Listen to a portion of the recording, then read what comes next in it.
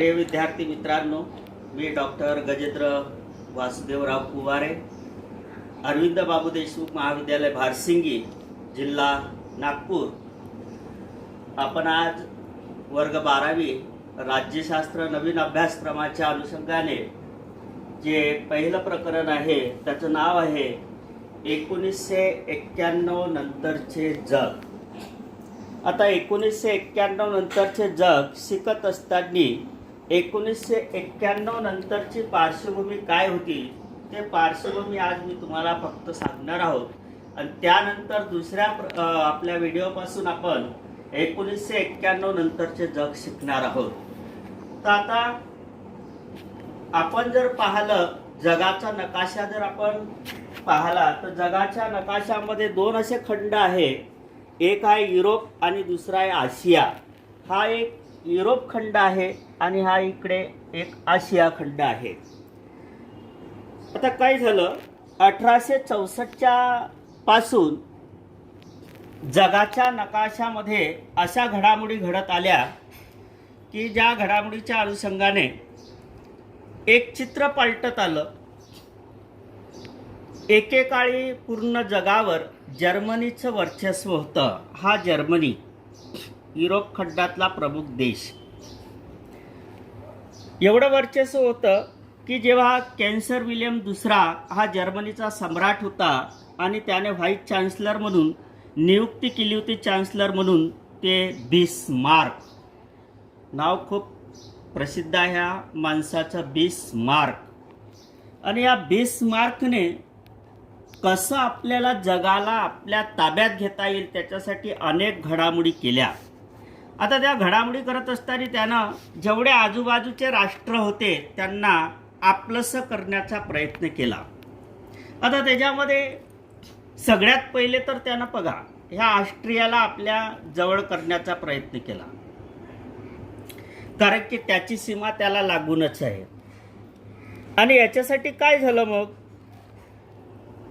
त्यानंतर त्यानं ह्या फ्रान्सवर आक्रमण केलं आणि या फ्रान्सचे दोन प्रदेश, त्याचं नाव आहे, एक आहे अल्सेस आणि दुसरा आहे लॉरेन्स, असे दोन प्रांत इथं या जर्मनीला लागूनच आहे. हे दोन प्रांत हे त्यानं आपल्या ताब्यात घेतले.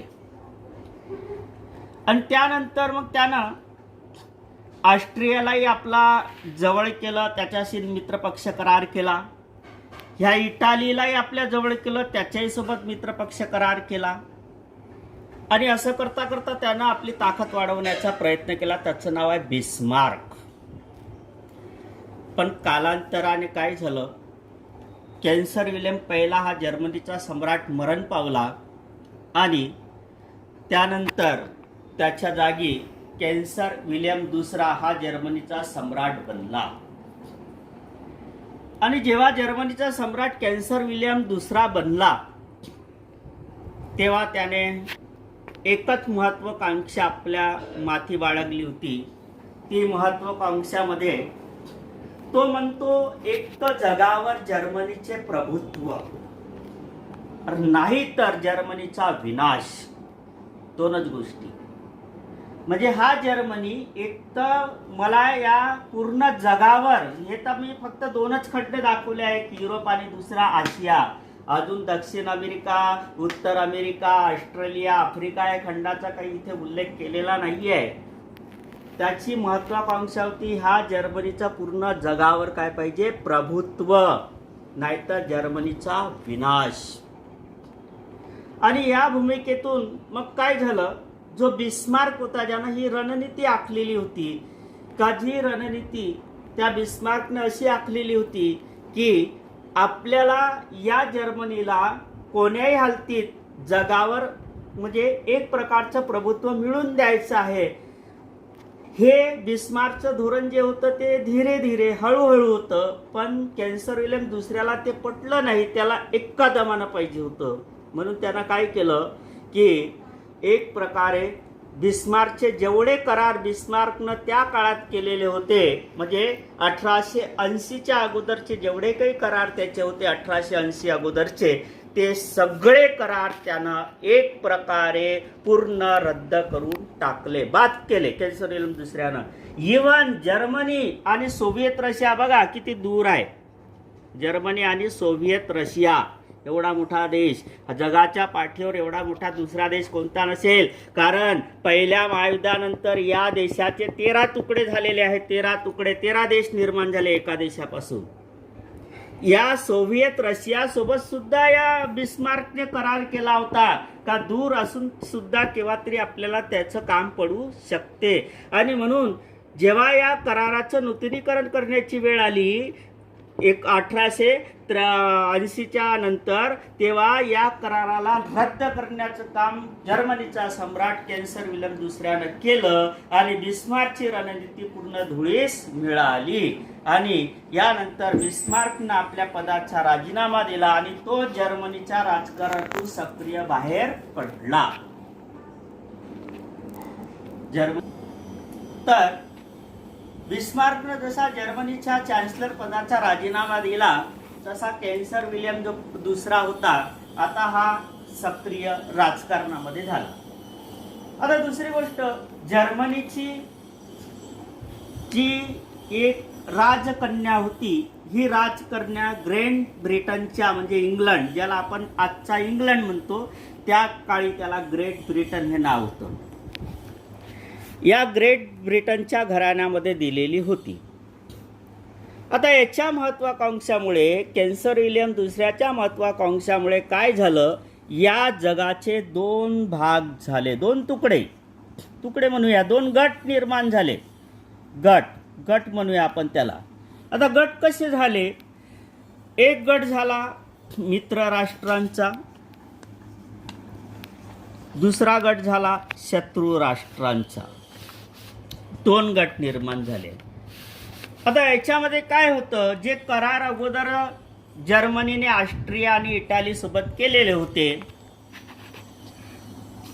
आणि ते करार रद्द करून सुद्धा इटाली किंवा ऑस्ट्रिया जर्मनीला त्यांनी सोडलेलं नव्हतं. आणि म्हणून त्या दृष्टिकोनातून शत्रू राष्ट्रांच्या गटामध्ये 3 देश आले. त्याचं नाव आहे, पहिला जर्मनी, दुसरा आहे ऑस्ट्रिया आणि तिसरा आहे इटाली. एक लक्षात घ्यायचं विद्यार्थी मित्रांनो की ऑस्ट्रिया म्हणजे ऑस्ट्रेलिया नव्हे, ऑस्ट्रेलिया वेगळा आहे, हा ऑस्ट्रिया आहे. आता जगाच्या नकाशावर ऑस्ट्रिया नावाचा देश आता राहिलेला नाही आहे, किंबहुना त्याचेही अनेक तुकडे झालेले आहे. आणि मित्र राष्ट्रामध्ये ज्याच्या कुरघोड्या चालू होत्या, कोणासोबत होत्या, फ्रान्ससोबत. जर्मनीच्या ज्या कुरघोड्या होत्या, आणि फ्रान्स अगोदर दुखावला गेला होता. का बरं, कारण फ्रान्सचे जे 2 प्रांत होते, ज्याचं नाव होतं अल्सेस आणि लॉरेन्स, हे बिस्मार्कच्या काळामध्ये हिसकावून घेतले होते. हे फ्रान्सला आपले सुपीक, आणि हे प्रांत दोन्ही सुपीक होते, चांगले होते, याच्यापासून फ्रान्सला भरपूर फायदा होता. ते फ्रान्सला वापस घ्यायचे होते. यासाठी फ्रान्सनं काय केलं, ग्रेट ब्रिटन सोबत मैत्री केली, इंग्लंड सोबत. आणि इंग्लंड सोबत मैत्री करून मग इंग्लंडला फ्रान्सने आपल्या जवळ घेतलं. आणि यानंतर ज्या सोव्हिएत रशिया सोबत जर्मनीचा करार रद्द झाला होता कॅन्सर विल्यम दुसऱ्याच्या काळामध्ये, तो करार रद्द झाल्यामुळे सोव्हिएत रशिया दुखावला गेला होता. म्हणून फ्रान्सने त्यालाही आपल्या जवळ करण्याचा प्रयत्न केला. अशा प्रकारे great Britain means England, France आणि रशिया अशा मित्र राष्ट्रांचा एक गट तयार झाला. England, France, Russia. मित्रहो, अशा प्रकारे जगाच्या इतिहासामध्ये 2 गट निर्माण झाले.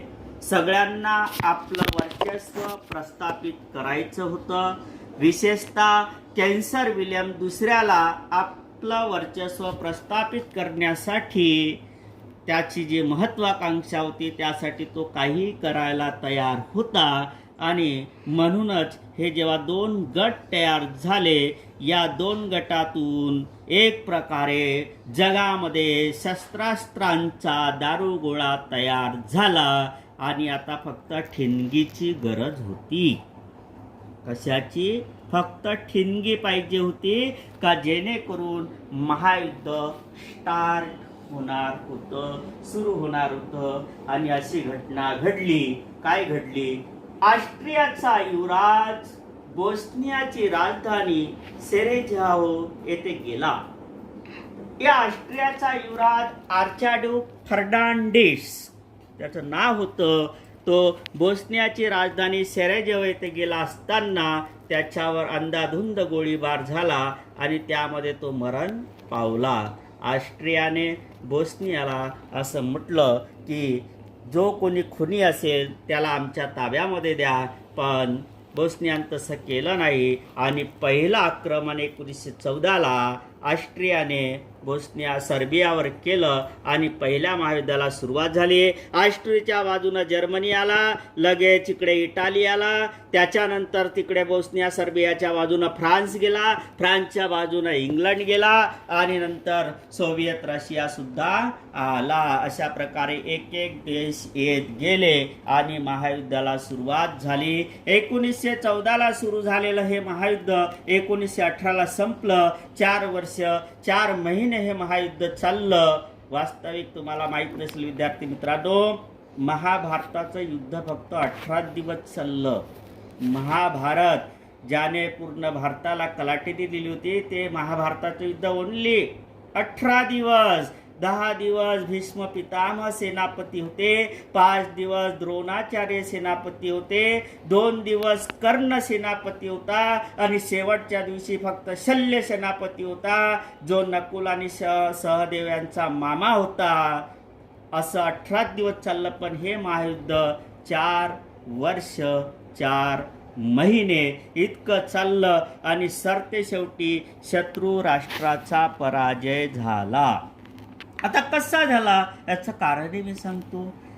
पहिलं महायुद्ध सुरू असताना कंटिन्यू 4 वर्ष लगातार 4 वर्ष जर्मनी जिंकत आला. यानं फ्रान्सलाही धूळ चाटवली, त्यानं ग्रेट ब्रिटनलाही धूळ चाटवली, त्यानं सगळ्याला धूळ चाटवली. पण सरते शेवटी पहिल्या महायुद्धामध्ये रशियाने माघार घेतला. का माघार घेतला? कारण 1919 मध्ये रशियाची बोल्शेविक क्रांती 1917 मध्ये रशियामध्ये बोल्शेविक क्रांती झाली. राज निकोलस दुसऱ्याच्या काळामध्ये इथं जे अत्याचार सुरू होते त्या अत्याचाराच्या विरोधातून रशियाची जनता त्या राजमहालाच्या पुढे आली. त्यांनी निदर्शने दिली आणि निदर्शने देत असताना या राजाने त्या जनतेवर गोळीबार केला. तो दिवस होता रविवार, म्हणून त्याला म्हणतात रक्तरंजित रविवार. रक्तरंजित रविवार झाला आणि रशिया माघार झाली. रशिया बाहेर गेल्यामुळे 2च देश राहिले, ब्रिटन आणि फ्रान्स. त्याला जर्मनी केव्हाही उरून पुरत होता आणि पुरला.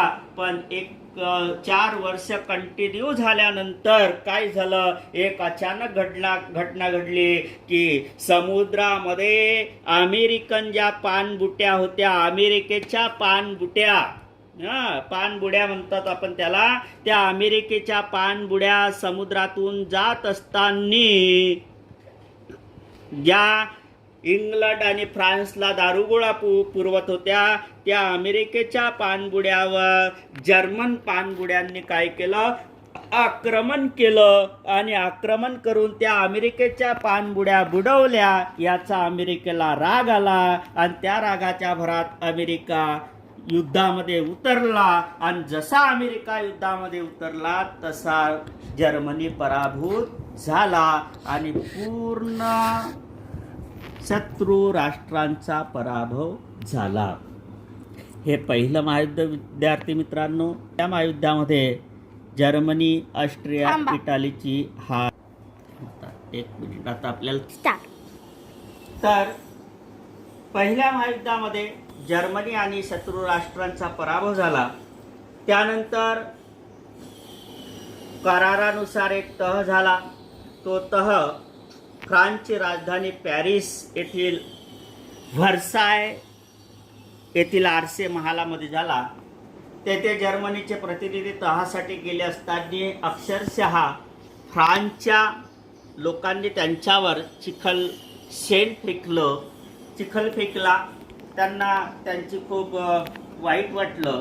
तर झाल्यानंतर जे काही प्रदेश होते ते प्रदेश त्यांनी परत घेतले, अल्सेस आणि लॉरेन्स नावाचे.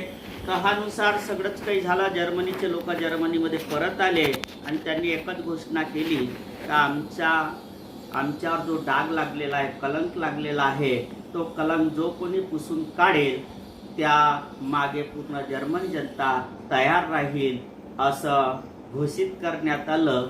आणि पहिल्या महायुद्धामध्ये ऑस्ट्रियाच्या सैन्यामध्ये जो एक साधा सैनिक होता ज्याचं नाव आहे ॲडॉल्फ हिटलर, तो पुढे आला आणि हिटलरने जर्मनीचं नेतृत्व आपल्या हाती घेतलं. जसं हिटलरने जर्मनीचं नेतृत्व आपल्या हाती घेतलं तेव्हाच त्याने जर्मनीमध्ये जे दोन पदं होती, एक पद होतं सम्राटाचं, दुसरं पद होतं चान्सलरचं.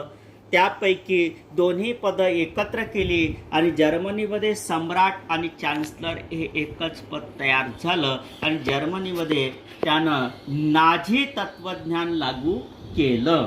आणि या नाझी तत्त्वज्ञानानुसार जे जन्माला आलेल्या बाळापासून तर प्रत्येकाला नाझी शिकणे आवश्यक होते. नाझी तत्त्वज्ञान शिकणे फारच आवश्यक होते. ते त्यानं कंपल्सरी केलं आणि पूर्ण जर्मन जनतेवर आपला स्वतःचा प्रभाव निर्माण केला. तो जर्मनीचा हुकुमशाह म्हणजे कोण? हिटलर. जसा जर्मनीमध्ये हिटलर हुकुमशाह पैदा झाला तसा इटालीमध्ये, ह्या इटाली देश, इथं सुद्धा एक हुकुमशाह पैदा झाला. एकाचं नाव होतं हिटलर, दुसऱ्याचं नाव होतं मुसोलिनी. हा इटालीचा हुकुमशाह पैदा झाला आणि याने सुद्धा इटालीमध्ये आपलं साम्राज्य निर्माण करण्याचा प्रयत्न केला. आणि तिसरा हुकुमशाह या स्पेनमध्ये निर्माण झाला. त्याचं नाव होतं जनरल फ्रँको. त्याचं नाव होतं जनरल फ्रँको. असे 3 हुकुमशाह निर्माण झाले.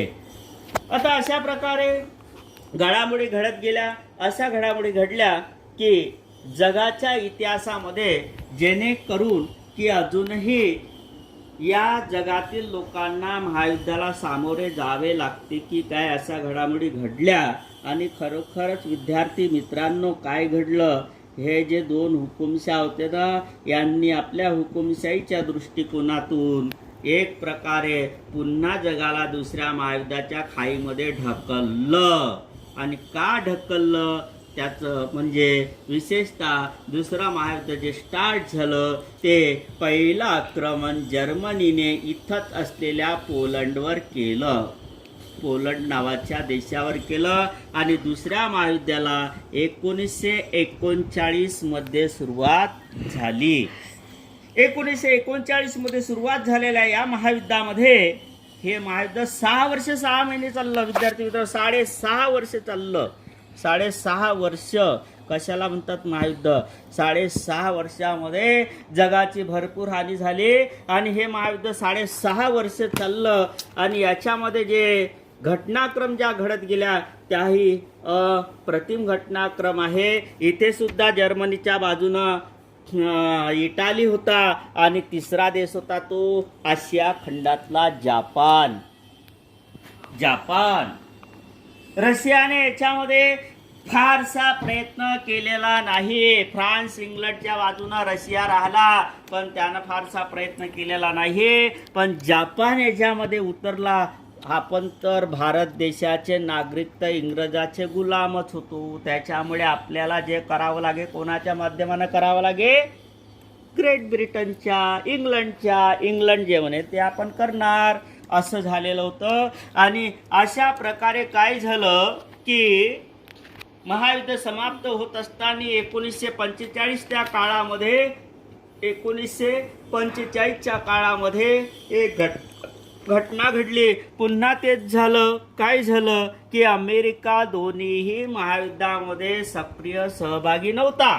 पण सरते शेवटी अमेरिकेला सक्रिय सहभागी व्हावं लागलं. पहिल्या महायुद्धामध्ये का सक्रिय सहभागी झाला? कारण जर्मनीने त्याच्या पाणबुड्या बुडवल्या होत्या म्हणून तो झाला. आणि दुसरी गोष्ट, त्याला असं वाटत होतं की फ्रान्सनं ब्रिटन जर हरले, म्हणजे फ्रान्स तर इंग्लंड जर हारला तर माझं कर्ज कोण देणार, मला पैसे कोण देणार, मी जेवढा युद्धसाठा पुरवला. म्हणून त्याला सहभागी व्हावंच लागलं. कारण मी तुम्हाला सांगितलं की 4 वर्ष जर्मनी जिंकत होता. 4 वर्ष जर्मनी जिंकत होता. मग अमेरिकेला वाटलं का माझे कर्ज कोण फेडणार, त्याच्यामुळे अमेरिकेला सहभागी व्हावं लागलं. आणि अमेरिका जसं सहभागी झाला तसा जर्मनी हारला पहिलं महायुद्ध. दुसरे महायुद्ध तसं झालं. दुसऱ्या महायुद्धामध्ये सुद्धा अमेरिकाचा सपोर्ट मित्र राष्ट्रांना होता. आणि त्या मित्र राष्ट्रांना सपोर्ट असल्यामुळे त्या मित्र राष्ट्रांच्याकडून त्याला आपले कर्ज वसूल करायचे होते. पण अचानक एक घटना घडली. काय घडली? तो जपान, आशिया खंडातला जपान, ज्याला उगवता सूर्याचा देश म्हणतात, उगवता सूर्याचा देश जपान. या जपानने काय केलं? अमेरिकेच्या पोर्ट हार्बर या लष्करी तळावर हमला केला. आणि हे लष्करी तळ त्याने, हार्बर नावाचं लष्करी तळ त्याने पूर्ण उद्ध्वस्त करून टाकलं. याचा राग कोणाला आला? अमेरिकेला आला. आणि अमेरिकेनं काय केलं? काही न करता जपानचे 2 शहर होते. ते 2 शहर म्हणजे एक आहे हिरोशिमा, दुसरं आहे नागासाकी. अशा 2 शहरावर 6 ऑगस्ट आणि 9 ऑगस्ट 1945ला अणुबॉम्ब टाकले आणि दोन्ही शहरं उद्ध्वस्त करून टाकले. आणि दुसऱ्या महायुद्धाचा शेवट झाला. दुसरं महायुद्ध संपलं. विद्यार्थी मित्रांनो, जपानची कंडिशन बेकार झाली. जपान 2 शहरामुळे उद्ध्वस्त झाला. आणि अशामुळे काय झालं? जपान उद्ध्वस्त झाला आणि यातूनच दुसऱ्या महायुद्धाचा पूर्ण विराम झाला. पहिल्या महायुद्धानंतर जी राष्ट्र संघटना तयार झाली होती 1920 नंतर, ती दुसऱ्या महायुद्धानंतर 1945ला युनोची स्थापना झाली. आणि ह्या युनायटेड नेशन ऑर्गनायझेशन, ज्याला म्हणतात संयुक्त राष्ट्र संघटना, 1945ला याची निर्मिती झाली. आणि जगामध्ये सुव्यवस्था आणि शांतता निर्माण व्हावी यासाठी त्याची निर्मिती झालेली होती. आणि त्यानंतर जगामध्ये सुशांतता निर्माण होण्यासाठी युनोने प्रयत्न केले. अनेक त्याच्या संघटना उभ्या राहिल्या. महासभा असो, सचिवालय असो, WHO असो, वर्ल्ड हेल्थ ऑर्गनायझेशन ज्याला आपण म्हणतो जागतिक आरोग्य संघटना. जी आरोग्य संघटना आज आपल्या पूर्ण जगावर कोविड-19चं, कोरोनाचं जे प्रभाव निर्माण झालेला आहे, ते कोविड-19चा प्रभाव एक प्रकारे आटोक्यात आणण्यासाठी प्रयत्न करते. त्याचं नाव होतं WHO, वर्ल्ड हेल्थ ऑर्गनायझेशन, ज्याला म्हणतात जागतिक आरोग्य संघटना. ही प्रयत्न करते आहे. हे सुद्धा युनोचाच एक भाग आहे. युनिसेफ नावाची संघटना आहे जी चिल्ड्रन एज्युकेशनच्या संदर्भामध्ये कार्य करते आहे, लहान मुलांच्या संदर्भामध्ये कार्य करते आहे. अशा अनेक संघटना निर्माण झाल्या. 1947ला भारताला स्वातंत्र्य मिळालं. 1947ला भारताला स्वातंत्र्य मिळालं. भारत स्वतंत्र झाला. अशा प्रकारे अशा प्रकारे अनेक कार्य होत गेले. आणि 1947 नंतर मग जर आपण जगाचा दृष्टिकोन पाहिला तर जगाच्या दृष्टिकोनानं अनेक घडामोडी पाहिलेल्या आहे. ज्या जपानला 1945मध्ये उद्ध्वस्त झालेला होता, तो जपान लगेचच आपल्या कार्यकर्तृत्वानं पुढे आला. आणि कार्यकर्तृत्वानं पुढे आलेला जपान एक प्रकारे भरारी घेऊन एवढा पुढे आला का टेक्नॉलॉजीच्या दृष्टिकोनातून जपान आज भारताच्या 100 वर्ष पुढे आहे. आणि जपानच्या 200 वर्ष आपण मागं आहोत. अशा जपाननं भरारी घेऊन तो पुढे आला. आणि 1947ला स्वतंत्र झालेला आपला देश आजच्या लेवलमध्ये आहे. तर असो विद्यार्थी मित्रांनो, तर अशा प्रकारे ही एक घडामोड होती. आणि या घडामोडीच्या दृष्टिकोनातून जर आपण विचार केला की मग 1947 नंतरची जर आपण जागतिक याची हे पाहिली तर 1947 किंवा 1945 नंतर ते 1991 नंतर काय घडलं, तर या जगामध्ये एक फार मोठी कलाटणी होणारी घटना घडली. आता कलाटणी कशी मिळाली? एकीकडे हा एवढा मोठा देश, एकीकडे हा एवढा मोठा देश ज्याचं नाव होतं सोव्हियत रशिया, याचे तर 13 तुकडे झाले, याच्यात काही वाद नाही आहे, 13 तुकडे झाले, पण तरीही तो बलाढ्य झाला. आणि एकीकडे दुसऱ्या देशाचं नाव आहे अमेरिका आणि दुसरा आहे रशिया. आता हे दोनच देश असे प्रगल्भ देश निर्माण झाले, प्रगाढ देश निर्माण झाले. हा होता लोकशाहीवादी, डेमोक्रॅसी म्हणतात याला, आणि हा होता साम्यवादी, ज्याला कम्युनिस्ट म्हणतात. असे दोन देश निर्माण झाले, एक अमेरिका दुसरा रशिया. एक होता लोकशाहीवादी, दुसरा होता साम्यवादी. आणि ह्या दोन देशांना काय केलं, जगातले जेवढे काही देश होते त्या देशाला आपल्याकडे वळवण्याचा प्रयत्न करण्याचं काम केलं. जसं अमेरिकेनं आपल्याकडे वळवण्याचं काम केलं, याच्यामध्ये अमेरिकेनं अनेक करार केले, रशियानं आपल्याकडे वळवण्याचं काम केलं, वारसासारखे अनेक करार केले. आणि अशा प्रकारे काही देश लोकशाहीच्या गटात गेले, काही देश साम्यवादीच्या गटात गेले, आणि जगामध्ये एक नवीन युद्ध तयार झालं ज्याचं नाव होतं शीतयुद्ध. हे आपण वर्ग 11 मध्ये शिकलेलं आहोत, शीतयुद्ध.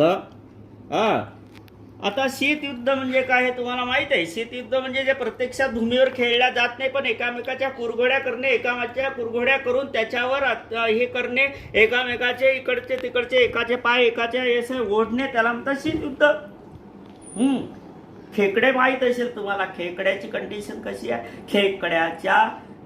खेकड्याचं जे खेकडे ज्याच्यात ठेवता ना, ज्याला ते टिपा म्हणू आपण, काही गन म्हणू, काय म्हणू, किंवा टोपली म्हणू, त्या खेकड्याच्या टोपलीला कशाची गरज नाही आहे, झाकणाची गरज नाही आहे. कारण खेकड्याच्या टोपलीला झाकणाची गरज याच्यासाठी नाही आहे का एक खेकडा जर वरत जायला निघाला तर दुसरा खेकडा त्याचे पाय पकडतो, दुसरा खेकडा पाय पकडतो, मग दोन्ही जर वरत गेलं तर तिसरा पकडतो, आणि तिघाचे जर बॅलन्स नाही आलं तर ती खालतं पडतात, एकही बाहेर जाऊ शकत नाही. असे हा कुरघोड्या दोन देशांच्या कुरघोड्या झाल्या. शीतयुद्ध तयार झालं, जे प्रत्यक्ष भूमीवर न खेळता ते शीतयुद्ध अंतर्गत कलहातून निर्माण झालं. मग आता आपला एक भारत देश 1947ला निर्माण झालेला. आता भारताला वाटलं आपण अमेरिकेत जावं की रशियात जावं, अमेरिकेच्या गटात जावं की रशियाच्या गटात जावं, आता त्याला काही कळलं नाही. पण भारताने त्यावेळेस आपली बुद्धी क्षमता वापरली, आपण दोघाचाही विरोध पत्करू नये, दोघालाही विरोध करू नये, दोघाही सोबत आपले म्हणजे आपले संबंध चांगले राहावे, यासाठी भारताने दोन्ही गटात न जाता एक नवीनच गट तयार केला. त्याला म्हणतात अलिप्ततावादी गट. अलिप्ततावादी गट एक नवीनच गट तयार केला, म्हणजे दोन्ही गटात तो गेला नाही, अलिप्ततावादी गटात गेला. आणि म्हणता म्हणता पाहता पाहता जवळपास 105 राष्ट्रे या गटाचे सभासद झाले. असं करता करता हे राजकारण सुरू झालं. आणि मग दुसऱ्या महायुद्धानंतर या जर्मनीचे 2 तुकडे झालेले होते, एक पूर्व जर्मनी आणि दुसरा होता पश्चिम जर्मनी. पूर्व जर्मनी, पश्चिम जर्मनी 2 तुकडे या जर्मनीचे झाले. एका गटावर अमेरिकेचं राज्य, एका गटावर रशियाचं राज्य. एका गटावर कोणाचं राज्य, अमेरिकेचं राज्य, आणि एका गटावर कोणाचं राज्य, रशियाचं राज्य. म्हणजे एक लोकशाहीवादी आणि दुसरा साम्यवादी, दोघच भाऊ, सख्खे भाऊ, पूर्व आणि पश्चिम जर्मनी. इव्हन जर्मनीचे तुकडे झाले नाही विद्यार्थी मित्रांनो, बर्लिन सारख्या शहराचे 2 तुकडे झाले. जी जर्मनीची राजधानी होती त्या बर्लिनला 2 गटामध्ये विभाजित करण्यात आलं, एक पूर्व बर्लिन आणि एक पश्चिम बर्लिन, जे जर्मनीची राजधानी होती. आणि दोघाच भावामध्ये झगडे सुरू झाले. पण 1989 मध्ये ये पूर्ण करार, युनोमध्ये हा पूर्ण मामला होता. युनोने एक घोषणा करून इनोने निर्णय देऊन दोन्ही जर्मनी पुन्हा काय केले, एकत्र केले आणि आता पूर्व पश्चिम राहिलेला नाही तर जर्मनी कंटिन्यू एक देश राहिलेला आहे. आणि 1989 मध्ये जे पूर्व आणि पश्चिम जर्मनीमध्ये जी भिंत बांधली होती ते भिंत पाडण्यात आली. विशेष म्हणजे विद्यार्थी मित्रांनो, ते भिंत अशी होती का भिंतीच्या एका बाजूला भिंतीच्या वरत एक ताराचं कुंपण होतं आणि ताराच्या कुंपणावर 440 व्होल्टचा करंट होता. जर कोणी भिंतीच्या वरून जर पळून घेण्याचा प्रयत्न केला तो करंट त्याला मारून टाकत होता. एवढं दुश्मनी पूर्व आणि पश्चिम जर्मनीची होती. पण 1989ला दोन्ही जर्मनीचं काय झालं, दोन्ही जर्मनीचं एकत्रीकरण झालं आणि जर्मनी पुन्हा एक सलग देश निर्माण झाला. आणि जागतिक राजकारणामध्ये अशा ज्या अनेक घडामोडी होत्या, शीतयुद्धातून जे अमेरिका आणि रशियाचे जेवढे काही संबंध वितृष्ट झालेले होते ते संबंध कुठं काय थोड्या याच्यातून अनेक म्हणजे परिवर्तित होत गेले. आणि यातून ज्या काही घडामोडी निर्माण झाल्या या 1991 नंतरच्या आपण पुढच्या प्रकरणातून म्हणजे आपल्या पहिल्या प्रकरणातून शिकणार आहोत. इथेच थांबतो. धन्यवाद.